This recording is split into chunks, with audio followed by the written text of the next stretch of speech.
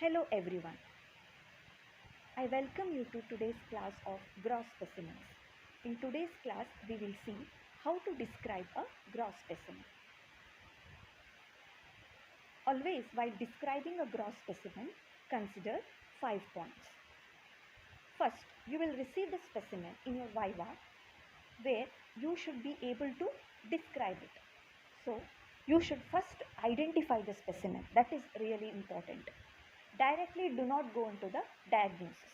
First you should identify the organ and see that whether entire organ is present or part of organ is present. And you should start the description as, this is a jar mounted specimen of so and so organ or part of so and so organ measuring XYZ centimeter. Always give the entire measurement of the specimen, okay, in terms of length, breadth and depth. Okay, 3-dimension measurement should be given. You will not be provided with any measuring scale or measuring tape, so it will be a approximate measurement which you can give. Next, after this you should go to the surfaces of the specimen, that is showing an external surface and a cut surface. After that you should describe each surfaces. First we will describe the external surface in terms of color, texture. Texture means how you feel it, whether it is soft, firm, hard. Okay, you cannot touch the specimen, but just how you can feel it. You can tell, I feel it is hard, I feel it is soft. Okay, and also you should mention any abnormalities over the external surface. Maybe ulceration may be present, adhesions may be present, nodules may be present. If they are there, you should describe them. Okay, example, diffuse nodularity is present in cirrhosis of liver. This is how it should be described. Okay, so this is how first you have to describe the external surface in terms of 3 things: color, texture and any abnormality. Okay, after that you should also tell whether the organ, whether it is shrunken, that is contracted, or whether it is enlarged in size. These things also can be mentioned.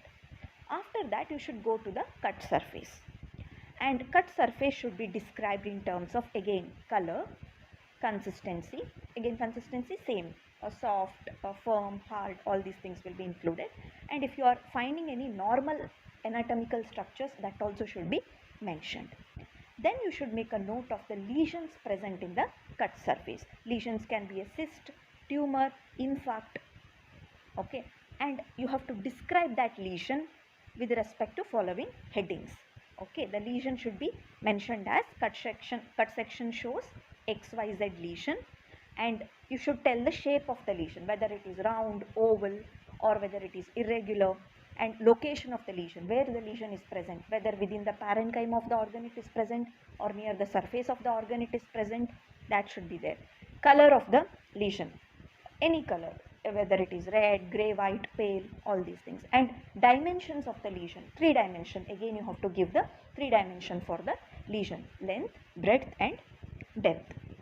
And also you should mention the appearance of the lesion. Appearance means how it looks, homogeneous, heterogeneous, whether it looks cystic, whether it looks solid, okay, whether it is necrotic, hemorrhagic, all these things should be mentioned. So this comes under the lesion explanation. Okay, after that finally you should go to the diagnosis. Directly you are not supposed to tell the diagnosis. You can tell likely diagnosis. This is likely or probably XYZ disease. Further histopathological confirmation is required, that is microscopic examination is required for the final diagnosis. This is how you have to conclude.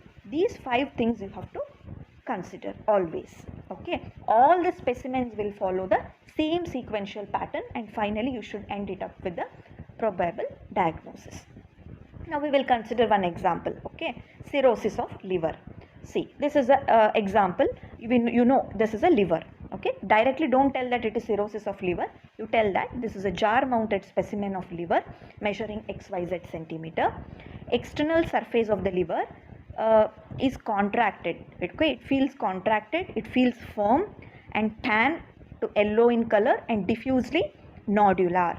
You can observe the nodules over the external surface.